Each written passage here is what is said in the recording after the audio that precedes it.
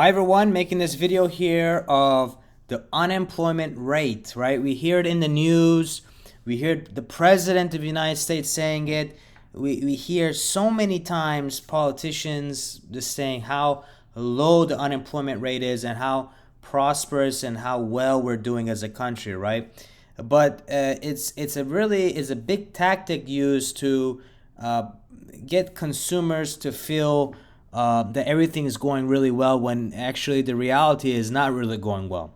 And I'm going to go into detail on why that's the reason here in this video. So we can see right here, this is a New York Times article. It states U.S. jobs report for April shows more strong gains, okay? And then you see articles like this being posted, which is true, right? There's a lot of jobs for the month of April we can see here that were added. But what kind of jobs are those? That's the thing you have to ask. And the thing is, they don't really specify. If you read the article, it doesn't go into detail on what those 428,000, apologize, jobs are.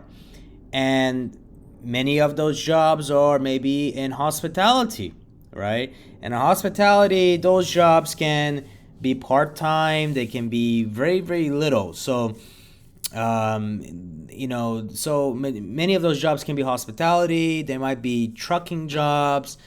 It really doesn't give you the details on really the position or job in retrospect that they are. Now, if they're engineering jobs, tech jobs, I want to see the numbers of that, right? Because they do have a very large impact on the economy and the growth. Not to say that the other ones don't, but a lot of folks that get unemployed from their tech job, engineering job, healthcare job, whatever the case might be, maybe you're a teacher and you get unemployed, and you see this, you get discouraged because you're like, wow, you get encouraged. You're like, wow, this many jobs openings, but it doesn't paint the full picture on the details of your profession. So there's a lot of brainwashing going on. And then you see the second thing here, the unemployment rate in April will remain 3.6%. Phenomenal. That's very, very low, right? 3.6%. As we can see here, this very high end here, almost 15%, was April of 2020 when the pandemic and shutdown happened. So it was very high. But this is the thing that no one tells you, is that unemployment goes by arrears. This is state of California, but if you go to Florida, Texas, any state in the United States of America, they go based upon the base period, they call it, okay? And what the base period is let's say you're working a job for the last 5, 6, 7, 8, 9 months, right? And you got laid off or you got fired, whatever the case might be. Well, basically, the unemployment is based on arrears, okay? So this is a site called Legal Beagle.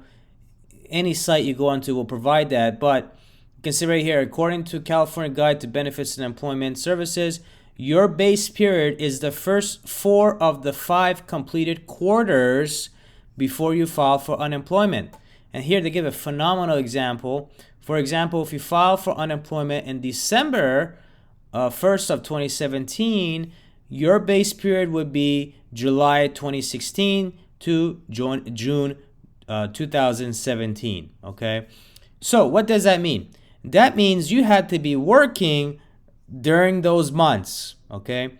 If you started your job in July, right? You were working July, August, September, October, November, December, and you got laid off, you cannot file for unemployment. You won't get any type of money.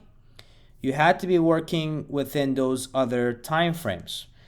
And this is not considered because when you can't file for unemployment and get unemployment, this is not considered within the unemployment rate that we just saw, the 3.6%.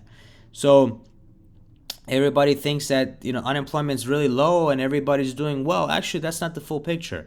There's a lot of people that may have gotten laid off because the company was not doing well, or maybe they wanted their shareholders to do well, and because of that, they laid them off. And this happens quite often within tech. It happens quite often in hospitality, you name it, many industries.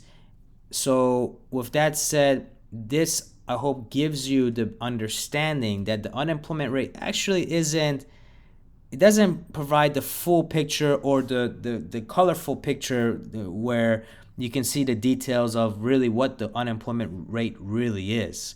So I hope this is helpful. I did not know about this. Many friends of mine that I've communicated with do not know about this either. They didn't, they said, you worked now the last 6, 7 months. You could get unemployment. No, you cannot, unless you're working at another job or company before that and you're, paying state income tax or whatever the case might be, then you're able to get unemployment based upon that. But if you're unemployed and let's say, for example, you were working, let's say between July 2016 and June 2017, let's say you worked. Well, you had to obtain certain amount of wages during that time frame. Let's say, for example, you worked April, May, June of 2017, right? But you only made $5,000, okay? That $5,000, when you try to go get unemployment, they're going to calculate it, okay? And they kind of go into detail here, the wages in the standard base period. Now, say that you earn $1,000, whatever, each quarter. Your wages, the highest earnings are $1,200. So let's say, for example, in that quarter that you worked at, maybe it was not even the full quarter, maybe it was half the quarter, you only made $1,200, right? You multiply that and then you kind of get your unemployment rate. And if you multiply it, this 3,900 is quite a bit, but you're not getting, this 3,900 is not even the amount that you're gonna get.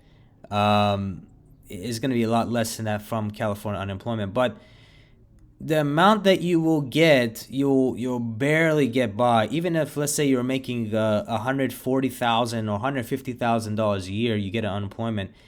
The amount that you get will maybe help you somewhat in paying the rent, which rent's very high in California, but you're not gonna be able to have enough money for the gas, the food, and other medical expenses. So don't think that when you get unemployment you'll get a lot of money. That's not the case. It's just to kind of help you get so far.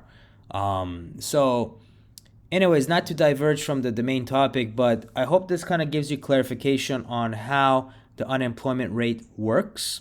I hope it gives you insight on that the full picture is not really drawn out to you by politicians or other folks, and this gives you a lot more detail in terms of that. So hope this is helpful. Check you guys out next video. Thanks.